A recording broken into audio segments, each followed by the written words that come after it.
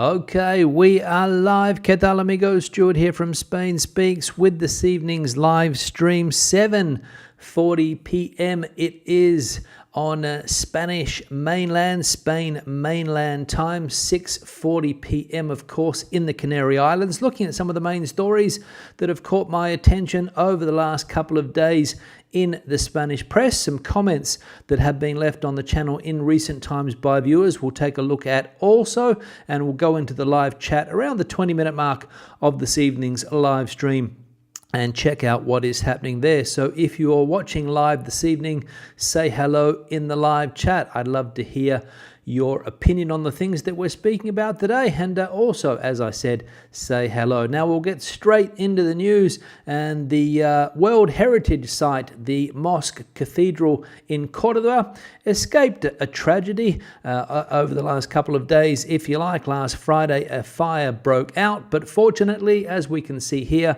fire damages Córdoba's Mosque-Cathedral. Short circuit suspected. A fire broke out at Cordoba's historic Mosque-Cathedral on Friday evening, starting shortly after 9 p.m. and brought under control within 90 minutes. The Cabildo, which manages the building, confirmed at 10:30 p.m. that the flames had been extinguished, although firefighters continued working into the early hours. The monument, one of the most significant pieces of Islamic and Andalusian architecture, will open as usual on Saturday. Early investigations suggest the blaze originated from a short circuit in an electric floor sweeping machine located in the chapel of Almanzor. Positioned between two chapels and surrounded by wood, the fire spread rapidly. The Emeritus Bishop of Córdoba, Demetrio Fernandez, confirmed this theory, expressing gratitude to God and the firefighters for preventing further damage. While the cause is not yet officially confirmed, the incident placed one of Spain's most treasured landmarks at serious risk. So there we go, a tragedy avoided there in Córdoba. As we can see here, firefighters putting out the blaze which threatened to destroy the historic monument, and as we saw there, a symbol of the Islamic and Andalusian architecture, and a very emblematic building it is indeed. The Emeritus Bishop thanking God and also the firefighters for putting out that fire. Perhaps the order not correct there. Probably the firefighters should have got most of the praise, I would think. But again, just my opinion on the matter. And we saw there that the blaze contained quickly, and people were thinking that it was going to be Spain's Notre Dame moment when the Cathedral of Notre Dame in Paris, of course, caught on fire some years ago with great destruction, and people, as I said, thinking that it was going to be the same story in Córdoba, losing part of the cathedral. Mosque-Cathedral to serious fire damage, but not the case. Fortunate there for the World Heritage Site, I think, which is the Mosque-Cathedral in the city of Córdoba. If you're not familiar where Córdoba is, I'll bring the map on the screen. For people not familiar with Spanish geography, we can see it here, down there in the south of the country, the province of Córdoba, and also the city of the same name, the capital of the province of Córdoba, and a very important city as far as Spanish history is concerned, and also the Islamic history in Spain is concerned. Speaking of which, moving on to the second piece of news, I should say, and Murcia. Towns caught in far-right controversies. In Jumilla, Murcia, residents are puzzled after their mayor banned Muslims from praying in a sports centre, making national headlines. Locals say they last saw such prayers during June's Eid al-Adha, when around 1,500 Muslims gathered peacefully at a football pitch under agreed safety measures, fees and council approval. Many dismissed the ban as unnecessary. The situation echoes unrest in nearby Torre Pacheco, where the assault of resident Domingo Tomas was seized upon by far-right groups in Madrid and Barcelona to stoke tensions with Maghrebi neighbours. Violent clashes followed, leaving the town under siege. Tomas himself condemned the hostility, saying he wanted nothing to do with the reprisals. These incidents illustrate how local events in Murcia have been politicized by outside forces, leaving communities divided and bewildered. For many residents, the focus on such conflicts overshadows the region's cultural traditions, from wine festivals to religious celebrations that usually define community life. So that is the story that has been dominating the press here in Spain over the last few days. The local town hall in the city of Jumilla in Murcia, which is in southeastern Spain, banning religious ceremonies from taking place on municipal grounds, and of course the Muslim population up in arms in that city there because they think it is a direct attack on their religion and their religious beliefs. And of course it was promoted, this idea was promoted by the political party Vox, which, as we know, likes to stir up trouble when it comes to this type of thing in Spain. Whenever there's an incident involving people from Morocco or other North African countries with the Islamic faith, Vox is quick to jump on the Twitter machine or the X machine, other social media, and stir up hate, which is what they're currently doing in the region of Murcia with events like this. And of course, the Spanish government is going to look into this, I imagine, when it gets onto the case, probably this Monday or Tuesday, because it goes against Spain's constitutional rights to not allow people the freedom to express their religion. So that is the issue that we're dealing with in the city of Jumilla and the region of Murcia at the moment, which is becoming fertile ground for Vox and its antics. The next piece of news here, and the Madrid town of El Molar bids to host the 300-metre Toro de España monument. The Madrid municipality of El Molar has officially applied to host El Toro de España, a proposed 300-metre sculpture of a fighting bull.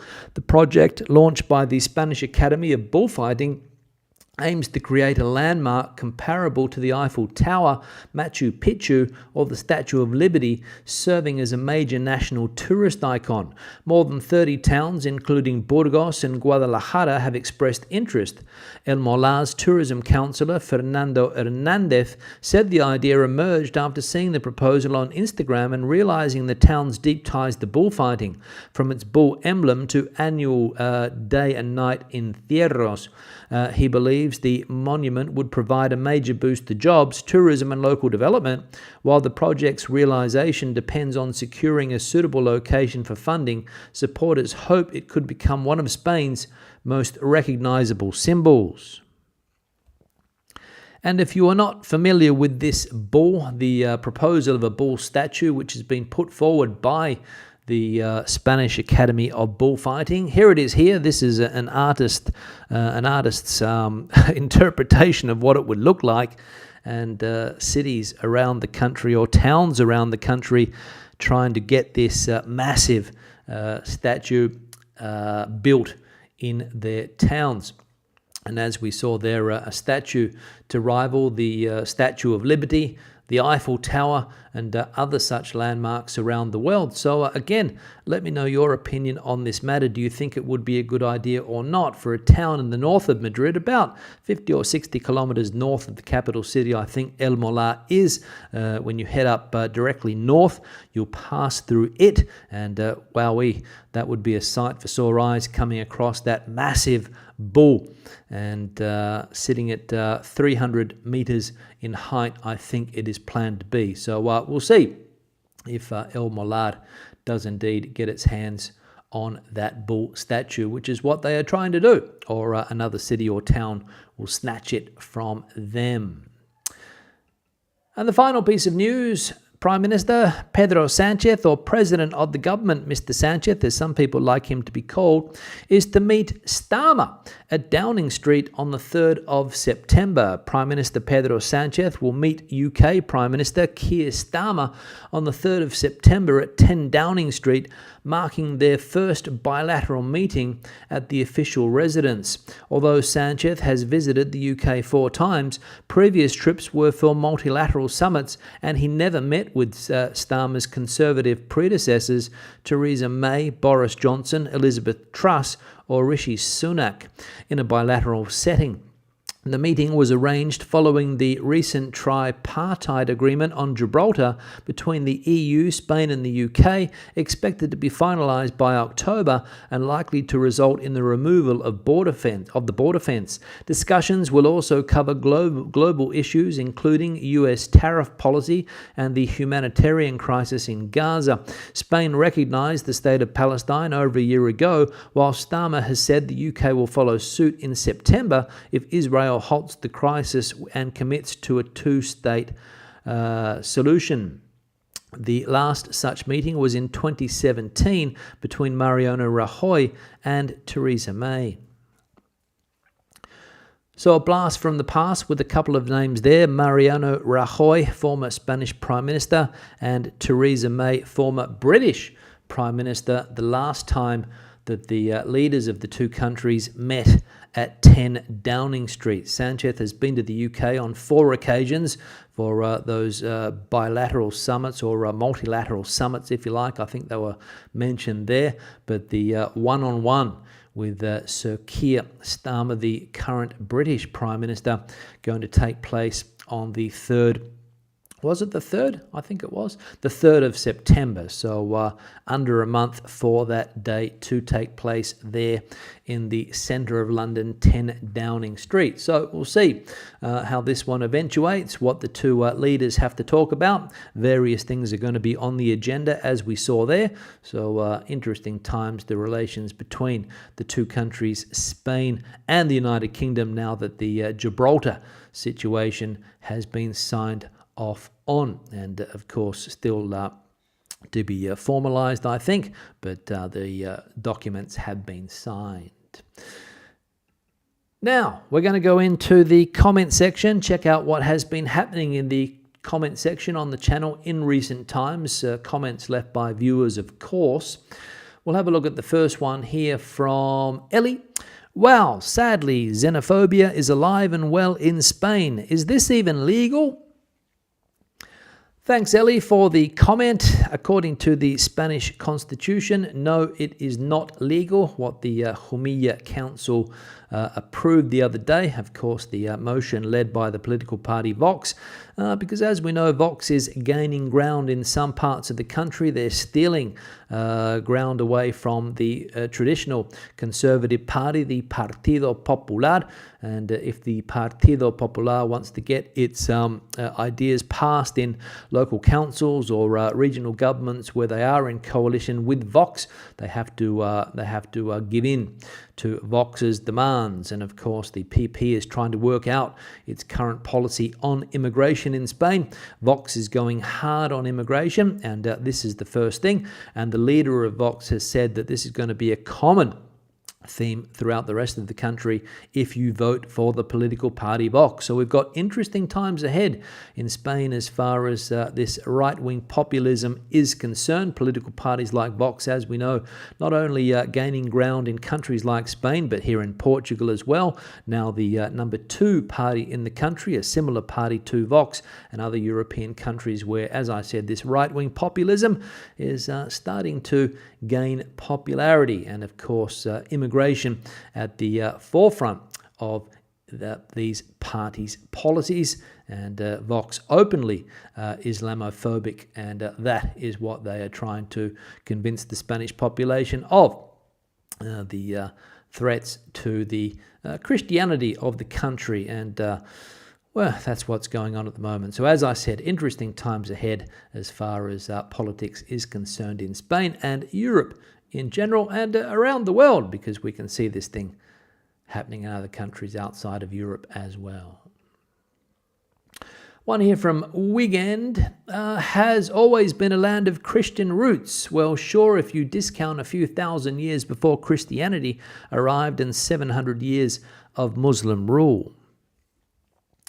Thanks, Wigan, for the comment. Yes, also referring to the Vox proposal in the city of Jumilla in Murcia to ban those religious festivities that affect the Muslim population there that want to celebrate the end of Ramadan and all of those things in public spaces because people get together, they do what they do in those celebrations. I'm not familiar with the rituals of the Islamic faith, but obviously it annoys some people, particularly people that, as we saw there, have those deep Christian roots and don't like other religions that they seem to think are threatening the way of life in Spain. And we know one of Vox's main points of view is to keep Spain Spain.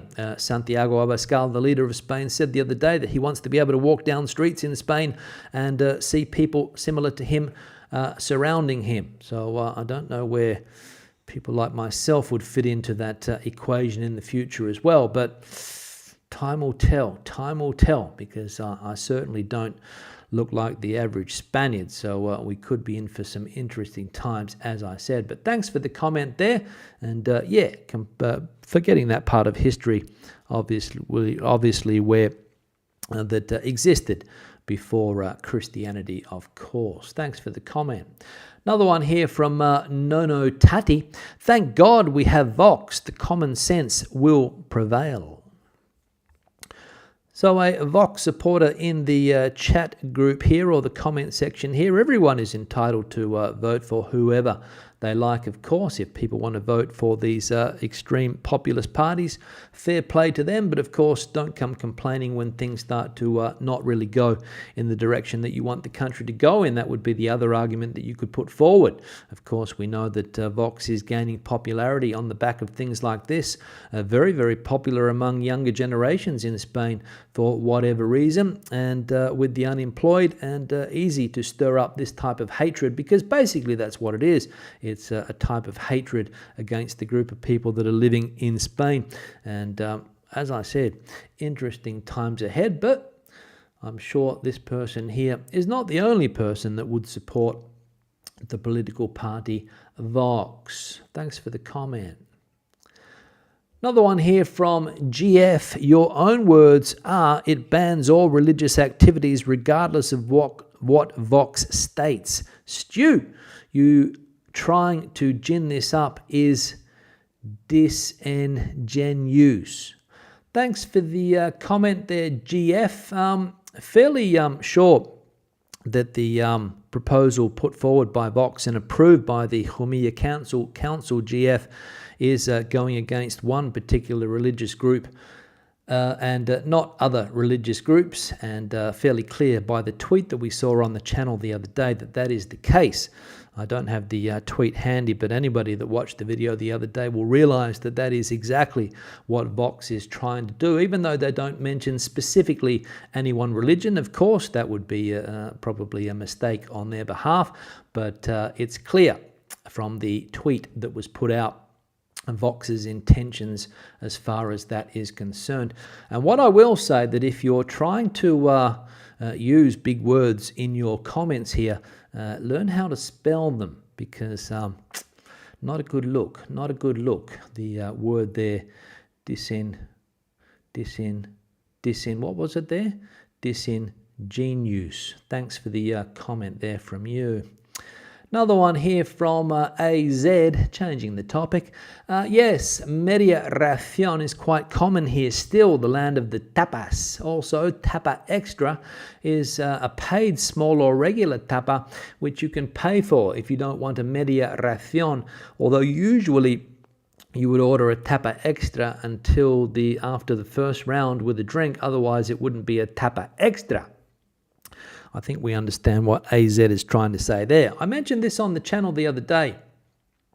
We were talking about, I think it was food sizes here in Portugal, that when you go to a restaurant and you order a main course, for example, they have the option of getting a half-size serve or a full-size serve. So let's say, for example, the full size is 18 euros. The half size will be around 11 euros or something. So it's not, you don't pay half the price, but you get half the serve, if that makes sense.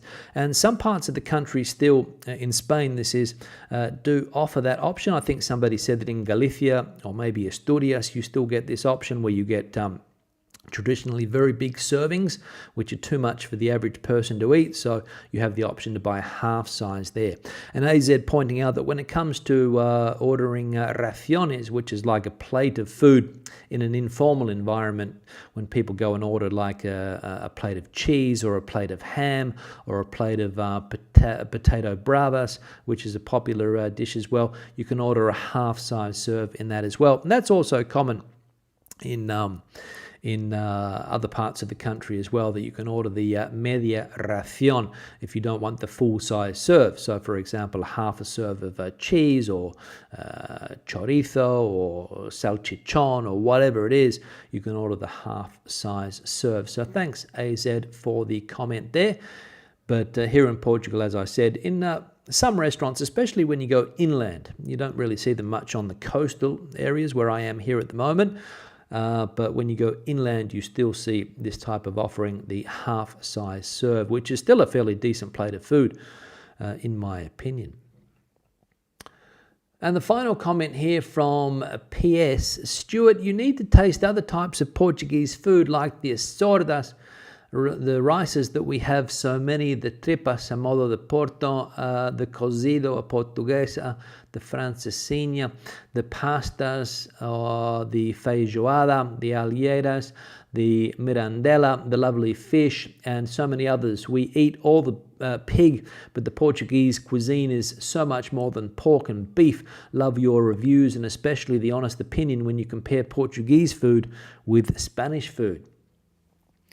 Thanks, PS, for the comment there. I have tried many of the dishes that you have listed here. For example, the assordas, I've tried those before, often served with seafood and prawns and things like that. I've also tried many rice dishes here on the coast.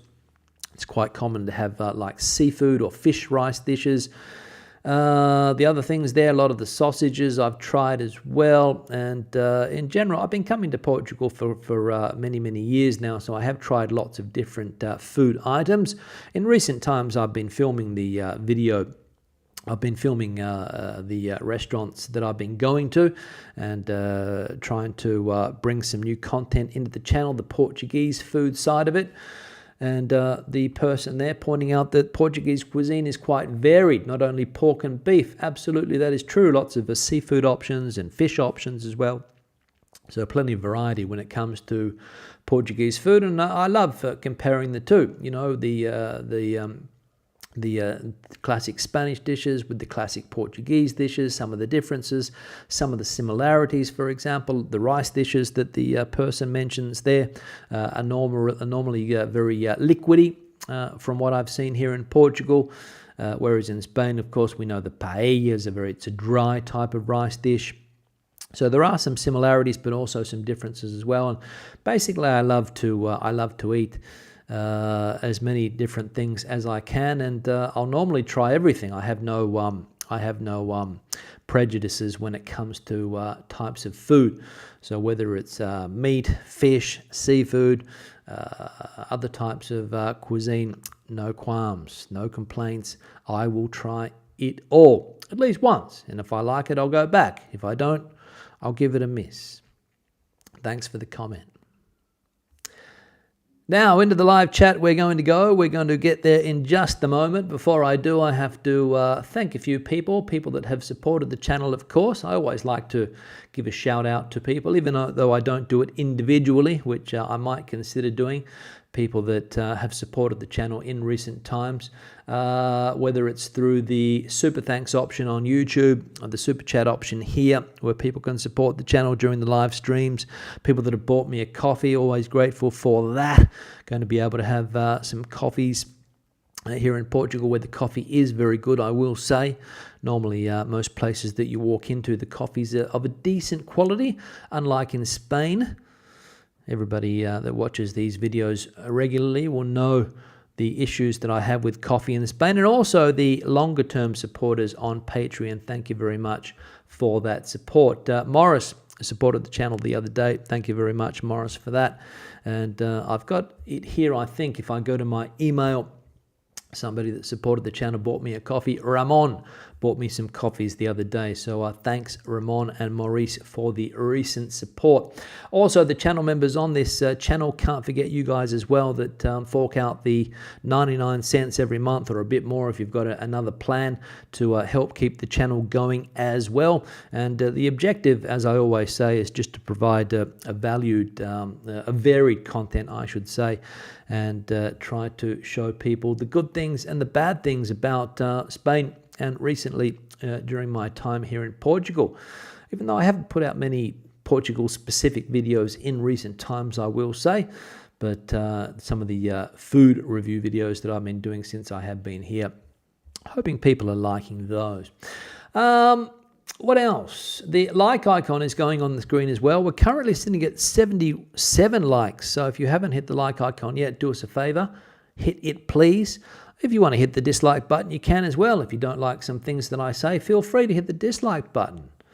Whatever you prefer, feel free. But preferably like, but if not, such is life, as they say. Also, to people that want to send me some information, spainspeaks@gmail.com is the email address. I got an interesting email the other day from somebody who is currently in Benidorm and wasn't happy about the amount of smokers that they were seeing on the beach. And this person, if I can remember the name, let me see, Jana was the name of the person who sent me the email, saying that it's seriously inconvenient to go to a beach with the family that you think is a non-smoking beach, but of course the people next to you light up and start puffing away on the beach, which according to Jana in Benidorm is currently prohibited. I don't know if that's the case or not, but I know that many beaches in the Alicante region are starting to crack down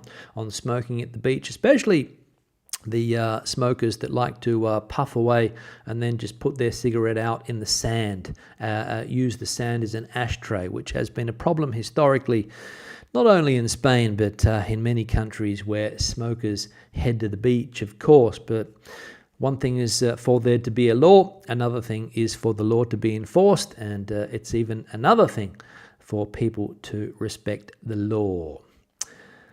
So that's where we're at the moment. So spainspeaks@gmail.com. If you want to send something my way, feel free to send it through to that email address. As I said, Iana has done with her complaints about the smokers on the beach in Benidorm. And if you're not a smoker, it's an inconvenience. It's an inconvenience.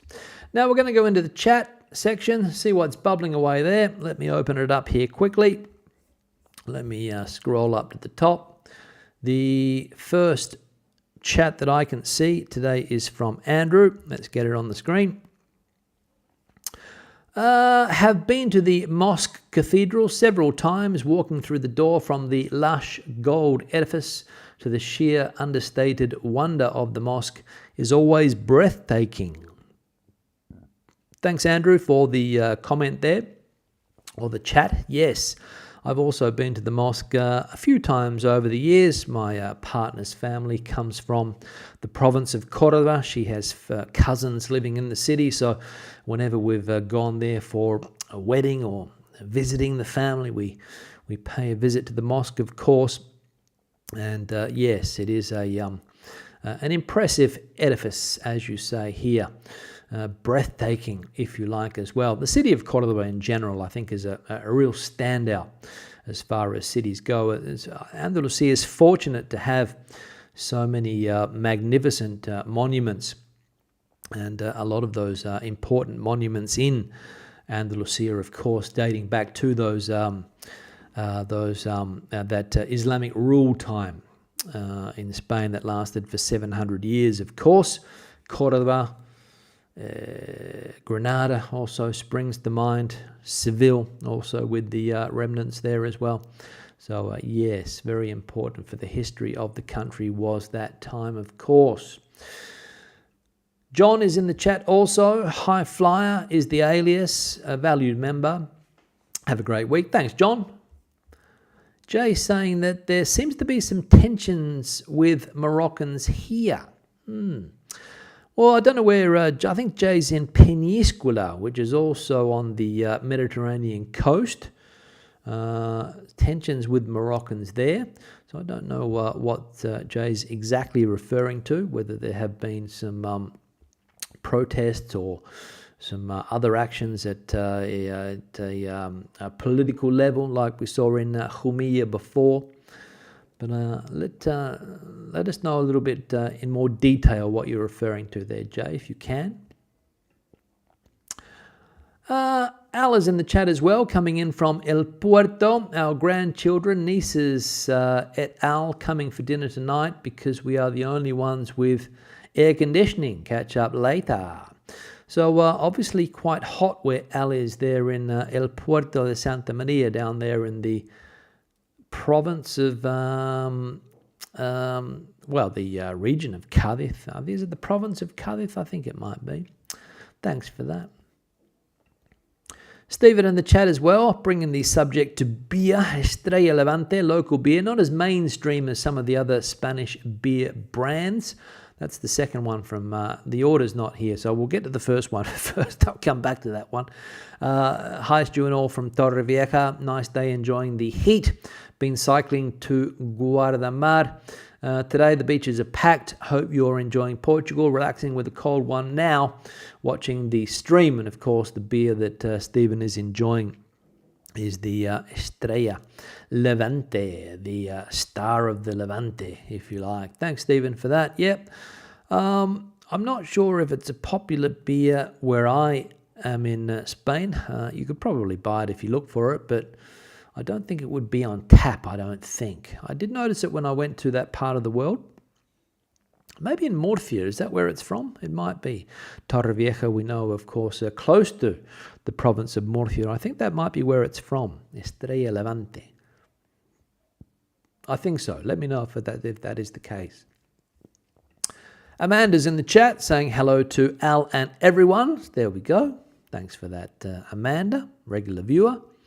Jimdo's in the chat as well. Back today in Madrid from holiday. Go Dockers, go Fremantle. Dockers make finals. There we go. Jimbo giving us a sports update. Thanks, Jimbo. Al coming in from the other famous Córdoba in the world, in the province there in Argentina. Obviously taking its name from the Spanish province with the same name. Thanks for that, Al. Good to see you. Argentine viewer today, or don't know whether Al's from Argentina, but coming in from Argentina today. Larry in the chat here too, from Cabo Blanco in Tenerife. Hot there. Yes, Al, I did see that. Sorry, Larry, I did see that there was a heat warning alert for the Canary Islands. So Tenerife quite warm. So you've got to be careful. Got to be careful. As we have seen in recent times, the warnings coming thick and fast from the Bureau of Meteorology in Spain, telling people to keep hydrated, keep out of the sun, try to find a cool place, because Spain is absolutely baking at the moment, or a lot of the country is. Portugal as well, it has been quite warm, especially when you go inland, not necessarily here on the coast, but warmer than normal. You feel the humidity, I think. Colin saying here, aka Steppenwolf, Córdoba is often the hottest temperatures in the whole of Spain in summer. Yes, Colin, that is true. Córdoba has a reputation for being a very hot part of the country. As I said, the family members that we have in that part of Spain, it's amazing the air conditioning units they have on the top of their building. I've never seen anything like it. Never seen anything like it, the air conditioning units on top of the buildings in Córdoba to keep people cool during the hot months of the year, which is now, of course. Disaster, question mark, question mark, question mark, question mark, says Stephen. Potential disaster, I think, were the words used, Stephen.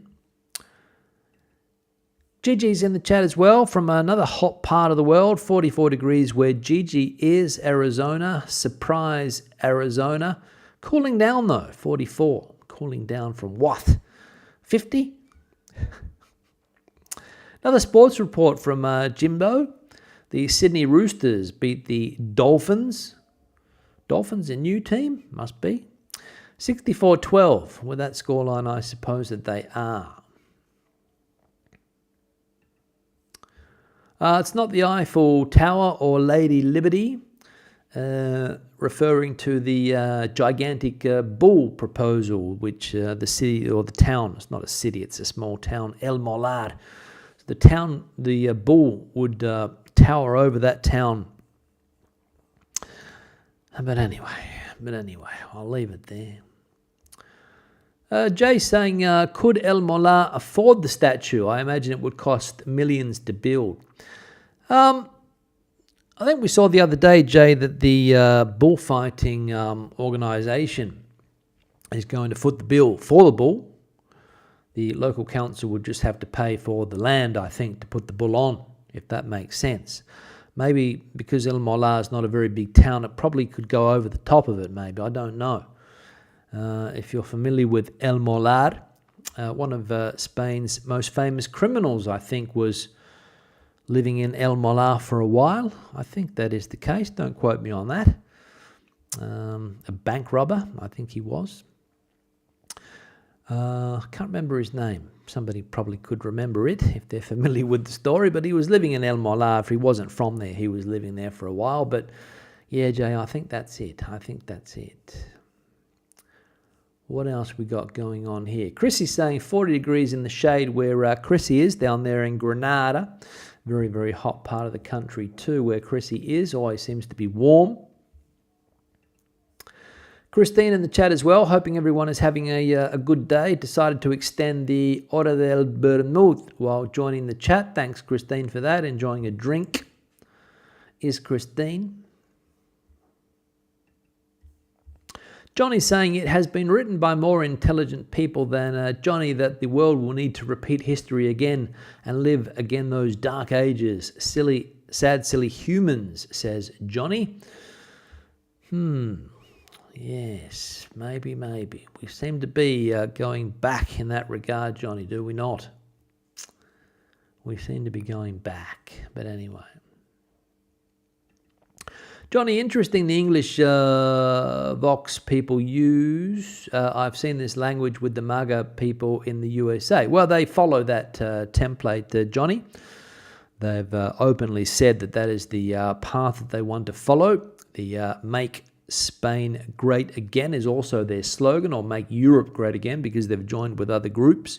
That is the slogan there. So they've got the, as I said, the template to follow with what's happening in the United States currently. So that's what we could expect, I suppose, if they ever got into power at a national level, which I don't think will happen anytime soon, but they could become a more important force in Spanish politics, of course, and more policies like the one that they've imposed in Jumilla could become the norm.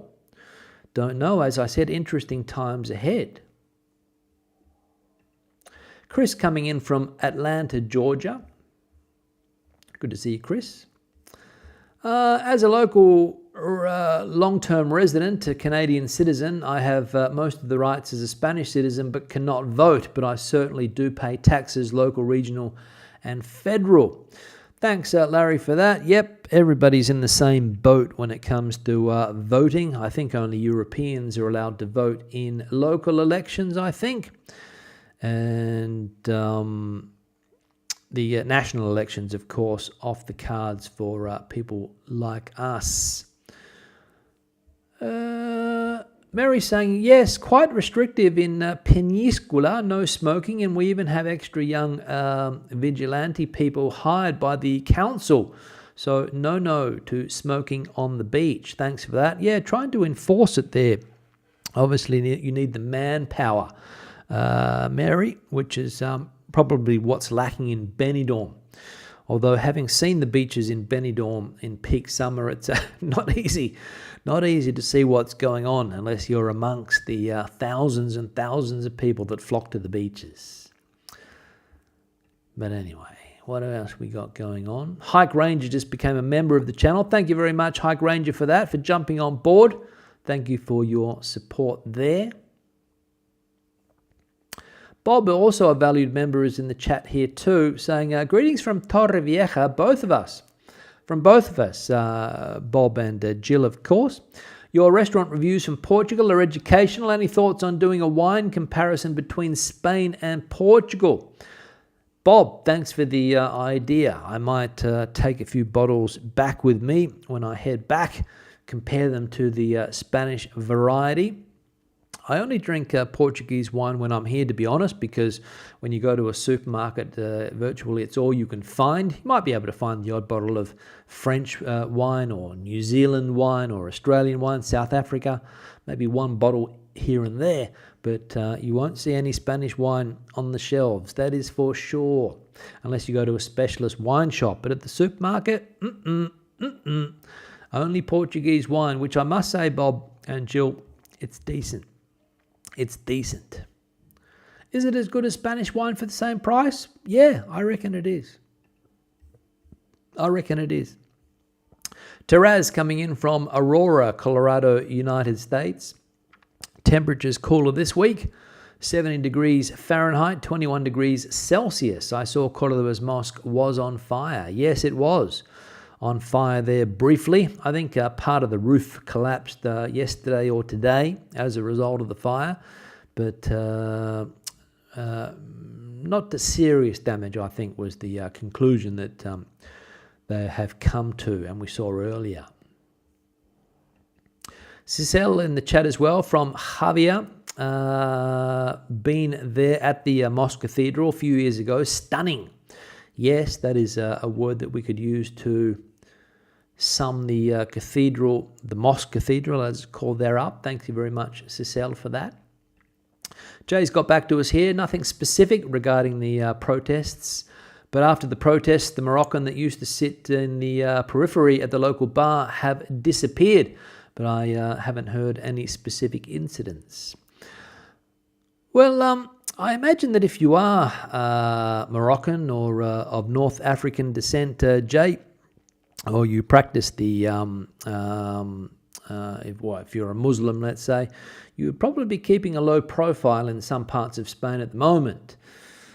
That's what I would be doing, I think. I wouldn't be out and about creating a scene, that is for sure, because with what's going on in some parts of the country, probably better for some people, unfortunately, that have to do it, to keep a low profile. I was in Murcia myself 2 or 3 times this last year, and I know that Murcia has a big Moroccan population, and I saw Moroccans at bars having a drink, Coca-Cola or whatever they're drinking at the bars there. And it would be a shame if they weren't able to go about their day-to-day activities freely, at risk of persecution from, let's be honest, a minority. But anyway, minority against the minority. It's a shame. But anyway. Mary is also in Peníscola. Haven't noticed it in Peníscola, but definitely in the next town, Benicarló. There we go. Mike is in the chat here as well. First time in Spain in 2012. Worst coffee ever. I found out what Cafe Torrefacto coffee is in 2012. My coffee experience was much better in June 2024. It is improving. Stick with cortados or americanos. Mike, it is improving, I will say. Lots of places are trying to go down a more specialty coffee route in Spain, getting rid of the old torrefacto. Again, it will depend on the type of place that you go to.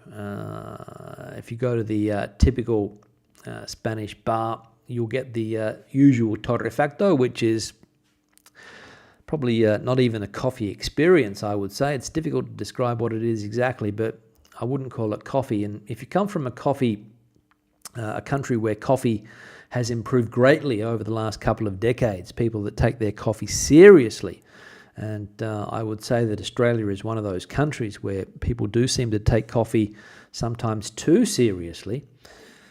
You don't get a good coffee in Spain in many, many places. But it is improving in big cities, I will say. There is a specialty coffee culture if you're willing to pay the extra euro for that. So you can get a decent coffee nowadays, Mike, as you mentioned there. Kieran is enjoying a nice Estrella Galicia non-alcoholic beer in sunny UK. Thanks, Kieran, for that. Careful with the non-alcoholic beer. A lot of sugar.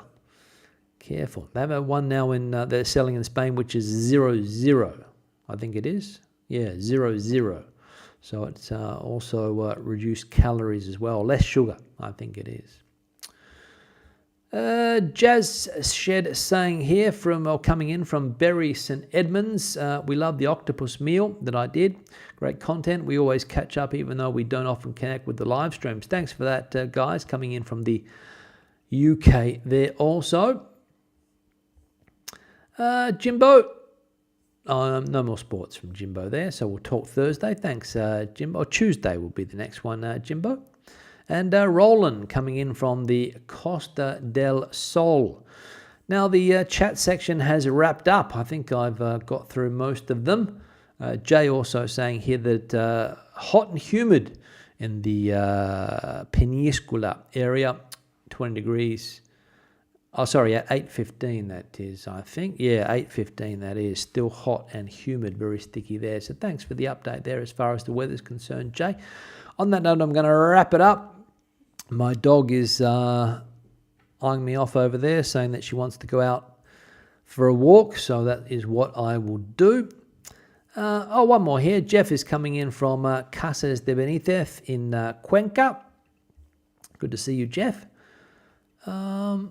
Mary's saying that you can find, someone told her that you can find a white port, which is supposed to be only made in Portugal. Have I tried it?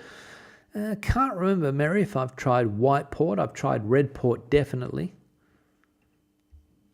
Lorcan coming in from Ireland. Thanks for the info. And Javier coming in from cloudy Manchester. Cloudy Manchester there from Javier. Now, as I said, going to wrap it up. It's been a pleasure. Back again on Tuesday with another live stream. We'll see what the news is on offer on Tuesday. Hopefully nothing serious will happen from now until then. The fires that are currently raging out of control in Spain and Portugal will be put under control, hopefully, and we won't get any more incidents like we've seen recently where Spain's national treasures catch on fire because of faulty wiring. But time will tell. Hope to see you then on Tuesday. Adios and good evening.